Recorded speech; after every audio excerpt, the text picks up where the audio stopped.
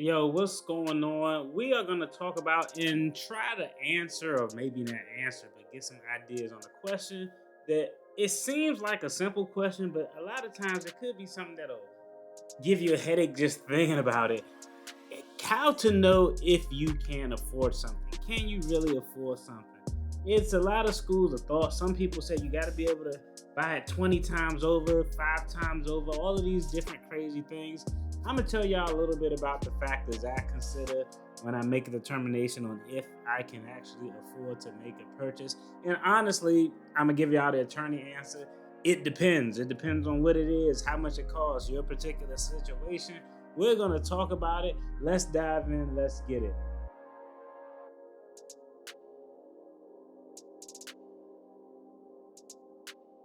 I'm Marcus, you're the channel, The Debt Free Dad, where we're talking finances, financial takes, financial topics, attorney reactions to current events.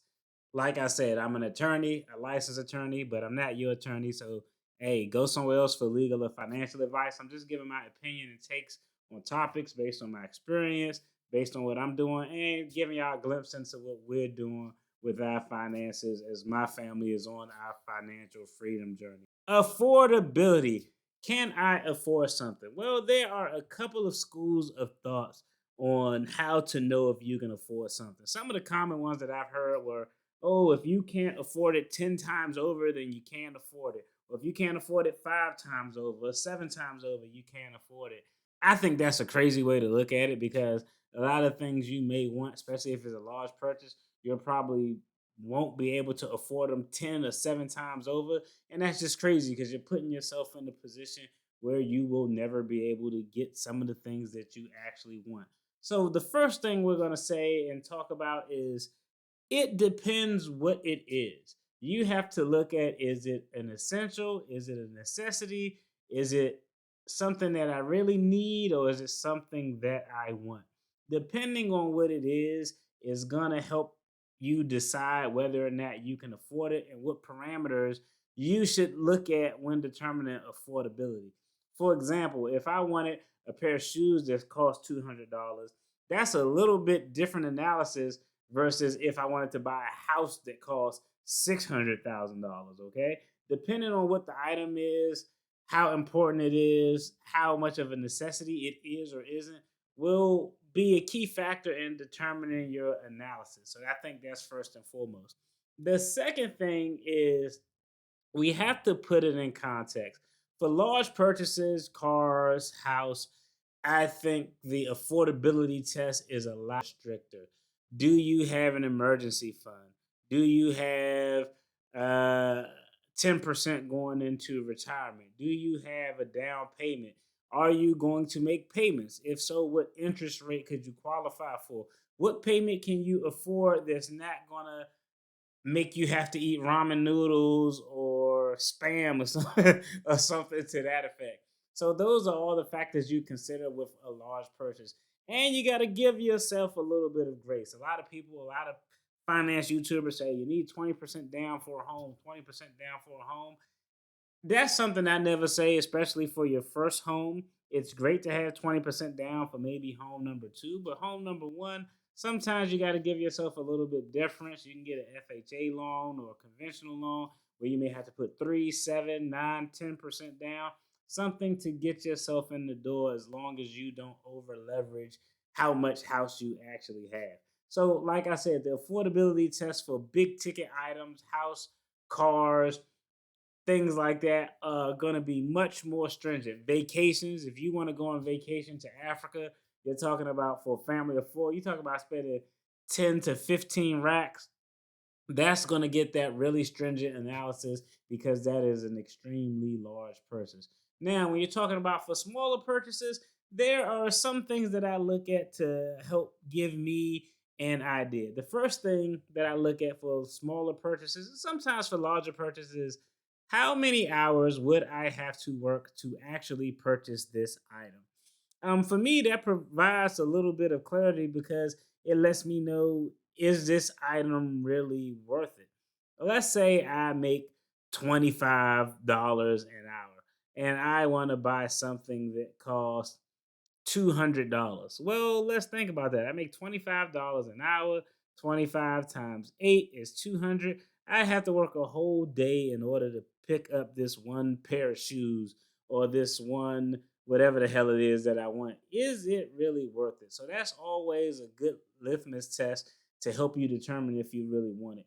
One that I find that works for me is, would I rather have the item or the cash? Here's a prime example. And I think this is a good one that I use a lot of times for items that I want to get that aren't cars or houses, but they may be a little bit costly. I was looking at a tonal fitness machine. If y'all not familiar with tonal, is the fitness machine you put on your wall and it measures all these metrics and you can try to get swole and all of this other stuff. I thought it was dope. I like technology. I like working out. I was like, oh, this tonal looks cool. I looked into it. This tonal was $6,000. It was $6,000, not to mention for the first year you have to have a subscription so you can get all the high speed courses. You can cancel after the first year, but you have to have it the first year. So we're talking $6,000, then another 25, I think, or $30 a month for the subscription for 1 year. And so how I looked at this was, if I got this item, if somebody gave me the item, would I get it? Yes. If somebody gave me $6,000, if somebody gave me the item for free, would I get the item? Yes, I would take the item if someone gave it to me for free. The next question is, if someone gave me $6,000, would I use that $6,000 to buy the item? Probably not. If somebody gave me $6,000, I'm probably not going to use it to buy that item.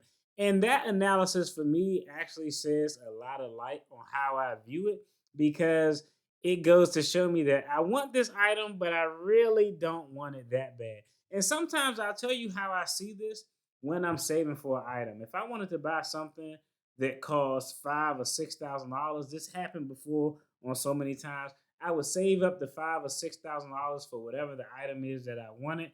And you know exactly what I would do? Once I got that $5,000 or $6,000, I looked at the item and I was like, this item isn't worth me taking all this money out. So those are just some of the things I consider when I'm looking at and talking about affordability. Generally, if you're saving 10% in retirement, and this is kind of my basic analysis to see if I could even actually get it. If am I saving 10% at least in retirement? Yes. Next one. Do I have an emergency fund, or am I saving consistently for an emergency fund? Yes. If I'm doing that, I can move on to the next one. Do I have any high interest debt? For me, high interest debt is pretty much anything over 7%. The answer is no. I don't have any credit card debt. I don't have any car loans. So I can move on to the next one. So, and the last thing is, do I have a consistent income? Is there any risk of me losing my job or my source of income in the next 12 months? If all of the answer to those four questions are favorable, like, hey, no debt, saving retirement, stacking up for the emergency fund, job is consistent and straight, if all of those answers work out in my favor, the general answer is yes, I can afford it. The next part of the analysis is, okay, you can afford it. Now, how do you have to save to be able to get it? Because it has to be a cash transaction. Sometimes, depending on what it is, I may be willing to consider maybe like a 90-day same as cash thing. Generally, I don't do that, but I'll tell you, for me, I'm not opposed to it, because I know if I say 90 days, same as cash, no interest, I'm paying that shit off in 90 days without a doubt. Is unequivocal going to get paid off because I don't want to pay the interest. So sometimes I'm willing to consider that. A lot of times that is a trap for people. Most people who take advantage of 90 days, same as cash, most people never end up paying it off in 90 days. So be real cautious if you're going down that road. But once I have all my bases covered, the next thing I know is, how can I pay for this in cash? Then I take a look at ways that I can budget for it. So how can I pay for it in cash, and in what time frame can I save up to get this item? And by the time that I save this money up, do I still want it? That's just generally kind of my analysis. I need a new motorcycle seat. My motorcycle seat, the leather on it is just worn out. I couldn't get it reupholstered. And so I wanted to get the seat redone. Now I'm a bony ass guy, so hey, I need a lot of cushion when I'm riding my motorcycle. Is a custom seat, a Corbin seat. That seat is like $800 for a motorcycle seat. If I get the regular seat, it's like 200, but I like the comfort of it. But I haven't gotten a seat yet because I just don't want to spend $800 for a seat.